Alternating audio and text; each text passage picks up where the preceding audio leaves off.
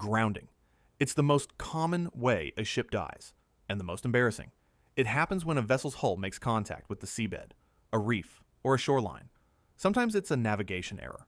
Sometimes it's a storm pushing a ship where it was never meant to go. In March 1989, the oil tanker Exxon Valdez struck Bligh Reef in Alaska's Prince William Sound. It spilled 11 million gallons of crude oil, one of the worst environmental disasters in maritime history. And in 2021, the 400-meter container ship Ever Given wedged itself diagonally across the Suez Canal. For 6 days, it halted 12% of global trade, costing the world economy an estimated $9 billion per day. Even today, with GPS, radar, and electronic charts, grounding remains the single most common cause of marine casualties worldwide. Foundering. The technical term for a ship that simply fills with water and sinks. Not from a hole, not from fire, from the sea itself. As water enters the hull, it sloshes from side to side. This is called the free surface effect, and it slowly destroys a ship's stability with every wave it takes. The most famous foundering in history is the SS Edmund Fitzgerald, a 729-foot ore carrier that vanished in a Lake Superior storm in November 1975. 29 men, no survivors, no distress call. The ship simply disappeared from radar in waves over 35 feet high. In 1994, the ferry MS Estonia foundered in the Baltic Sea after her bow visor failed. 852 people died in less than an hour. Europe's deadliest peacetime maritime disaster. Fire.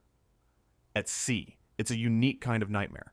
There's no fire department, no escape route, and surrounding the ship, millions of gallons of fuel. In September 1934, the luxury liner SS Morro Castle caught fire off the coast of New Jersey. The flames spread through the ship in minutes. 137 passengers and crew died, many leaping into the sea to escape the heat. In 2022, the car carrier Felicity Ace burned for 13 days in the Atlantic before sinking. It was loaded with nearly 4,000 luxury vehicles, including hundreds of Porsches and Bentleys. The cause? Lithium-ion batteries from electric cars. As shipping electrifies, lithium battery fires have become the fastest-growing cargo hazard in maritime insurance. Collision. In open ocean, with millions of square miles of water, two ships still manage to find each other. It's the second most common cause of maritime disaster. In July 1956, the Italian liner Andrea Doria collided with the Swedish ship Stockholm in heavy fog off Nantucket. The Stockholm's reinforced ice-breaking bow tore a massive hole in the Doria's side. She sank 11 hours later. But the deadliest collision in history happened in 1987 in the Philippines. The passenger ferry Doña Paz collided with the oil tanker Vector.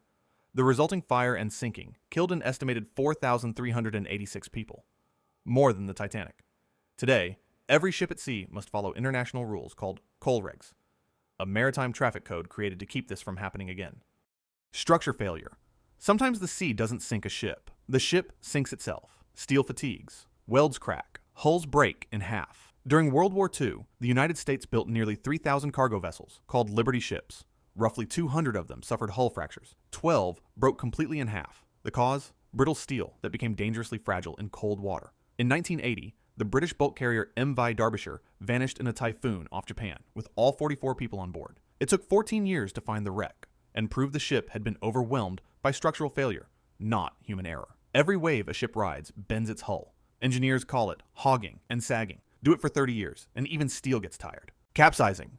A ship capsizes when its center of gravity rises above its center of buoyancy.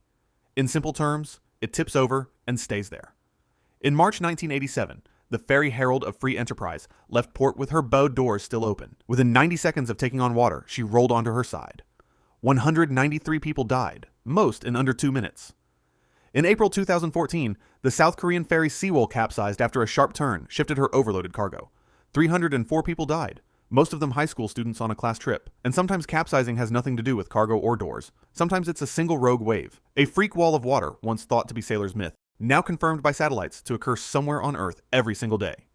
Military attack. For most of human history, the deadliest threat to a ship wasn't weather. It was another ship trying to sink it. In May 1915, the British liner RMS Lusitania was struck by a single German torpedo off the coast of Ireland. She sank in just 18 minutes. 1,198 people died, and the event helped pull the United States into World War I. But the deadliest sinking of any ship in history was the Wilhelm Gustloff, a German vessel torpedoed by a Soviet submarine in January 1945. She was carrying refugees and wounded soldiers across the freezing Baltic. An estimated 9,400 people died in a single night, 6 times the death toll of the Titanic. Today, the wrecks of more than 3 million ships rest on the ocean floor, and tens of thousands of them are war graves, still untouched. Iceberg, the most famous shipwreck cause of all time. On the night of April 14th, 1912, the RMS Titanic struck an iceberg in the North Atlantic. The collision opened 6 of her 16 watertight compartments. She was designed to survive flooding in 4. In 2 hours and 40 minutes, the unsinkable ship was gone, taking 1,517 souls with her. The waters where she sank are known as Iceberg Alley, a stretch of the North Atlantic where as many as 1,000 icebergs drift south every year, calved from Greenland's glaciers. After the Titanic, the world created the International Ice Patrol, and in over a century since, not a single ship that followed its warnings has been lost to ice. The Titanic's tragedy became every modern sailor's protection,